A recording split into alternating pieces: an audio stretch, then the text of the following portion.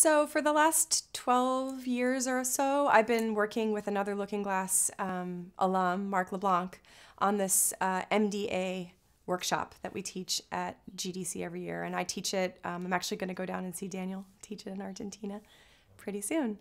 MDA is the fundamental underpinning of my philosophy now: mechanics, dynamics, aesthetics. And the idea is that you can think of a game design by thinking about the mechanics.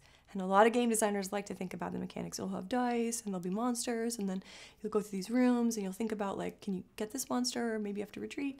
And thinking about those individual systems and interactions is one of the things that designers do best. It gives us a lot of brain chemistry reward to think about complicated systems. However, the player's experience is often on the other end. Through the dynamics of the game, which is when they interact with the game, they get an aesthetic experience, an outcome, an emotional feeling from the game itself.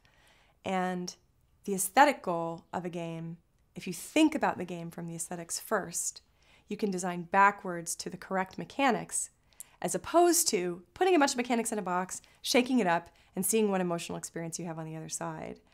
I prefer to design backwards from the aesthetics to the mechanics. So on a game like Journey, for example, Genova and Matt and Nick and the whole team, we spent a lot of time asking ourselves, will these mechanics fundamentally support the feeling of awe and wonder towards the unknown? Will they fundamentally support the feeling of being alone together in a place that's greater than you? Those were some of the aesthetic goals we had. And if you look at the concept art and even through every iteration of the game, you'll see us working towards the aesthetic. It helped us cut away mechanics that didn't make sense.